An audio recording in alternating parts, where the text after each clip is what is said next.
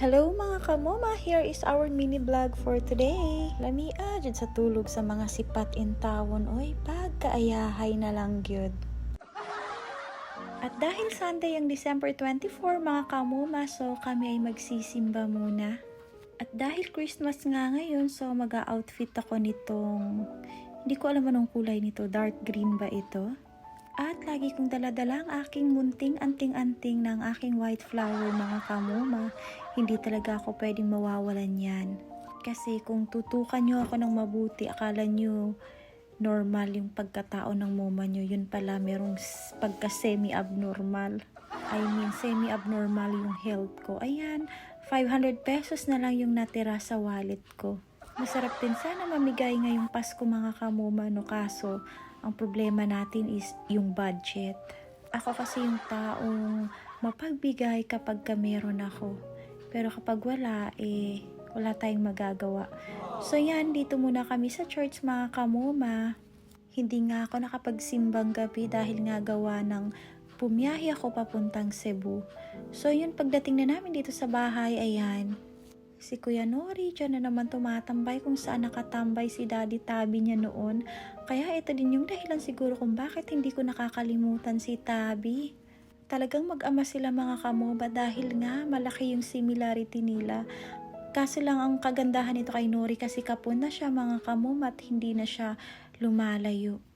Pagdating ko sa bahay, malaking problema dahil nga ang bilis ni Coco nakatakas mga kamoma. Ayun na kung saan saan na umiihi. Kaya't pinasok ko muna si Nori dito sa loob ng bahay. Tapos eto naman si Kuya Brownie, talagang nagsiselos din siya mga kamoma. Gustong gusto din niyang makalabas, kaso alam niyo na hindi talaga pwede, mahirap na. Alam mo yung kailangan kong umuwi ka agad para makapagluto ako. Tapos ang ending, eto pa talaga si Coco ay pasaway. Kaya kailangan ko munang sunduin mga kamoma. Madali lang naman kasing kunin si Coco mga kamoma. Pasasakayin mo lang dito sa sasakyan ko. Papasok talaga yun siya kasi mahilig yan magbiyahe si Coconut. Then sumuko na nga ako mga kamoma dahil hindi ko talaga nakita kung saan siya nagtatago. Kasi kailangan ko pa talagang magluto dahil nga may bisita pa kami na pupunta dito sa bahay. Kahit kung kailan magpapasko, saka naman nagiging pasaway talaga itong si Coco. So, ito pala yung preparation namin ngayong Pasko mga kamoma. Kami mag-iihaw ng tuna. Tapos ayan, magluluto rin ako ng sabaw na beef. Tapos magluluto rin ako ng chicken na Korean style. And then, nag-prepare na rin ako ng sashimi para kina Apa, tsaka yung mga bisita ko. Kasi nga, gustong-gusto nila Apa na kakain sila ng sashimi. Then, wala kaming pork mga kamoma dahil nga pupunta dito si Meow Mi Minmin at tsaka si Ma'am Sheng na owner ng Ginger Pet Station mga kamoma. Kaya talagang na-surprise ako. Akala ko hindi kasi siya pupunta. So ayan, mag-uumpisa na ang moma nyo, ang chef moma nyo sa pagluluto. Kaya't all around talaga ako mga kamoma. Driver na, tapos tagaluto pa. Pag mga minor na luto mga kamoma, yung kapatid ko yung nagluluto. Pero pag ganito na yung mga major na pagluluto, kaya ako na yung mag-handle nito kasi mahirap na. Sakto lang po pala yung inihanda ko mga kamoma kasi mahirap na baka kinabukasan hindi rin mauubos at masayang. Ito kasing mga kasama ko sa bahay puro mga mahihinang nila lang.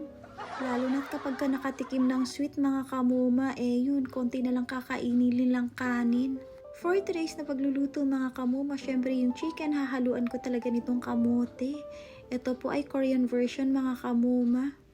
Tapos, eto na nga yung sabaw na lulutuin ko. Walang iba kundi radish soup mga kamoma with beef na giniling. At ayan, sa wakas, nakauwi na rin si Coco. Katulad ng sinasabi ko mga kamoma, gustuhin man sana namin umuwi ng Christmas kagaya nung dati. Pero ngayon hindi na kasi namin magagawa. Dahil nga syempre dito sa mga alaga namin, mahirap na. At hindi rin talaga pwede na sabay-sabay kaming aalis. Kapag merong umaalis, so dapat meron talagang maiiwan dito sa bahay. Yung mga aso ko kasi sa labas mga kamoma, anytime, basta't mapapakain mo lang sila, pwede mo silang maiwan. Pero itong mga anak kong pusa, medyo mahirap talaga. Lalong-lalo na itong si Badito, kaya ang hirap niyang iwan. Si Apa pala natin, medyo na-stress sa sashimi kasi meron pang yellow. Nakalimutan kasi namin na ilabas ng maaga, tapos ayan, dinalhan pa kami ng pasalubong. Tapos meron pang soju si Apa, o diba, ayahay, kapwa kaayo. Sa wakas, dumating na rin yung mga pinakahihintay kong bisita. Sila Ma'am Sheng at saka sila ni Meowdy at saka Meowmi Minmin. Kasama yung pamangkin niya. Tapos ayan, talagang naiprank yata ako ni Ma'am Sheng. Kala ko hindi talaga siya matutuloy, mga kamuma. With our special guest na si Choro Sang. So ayan, ang ganda-ganda ng anak ko.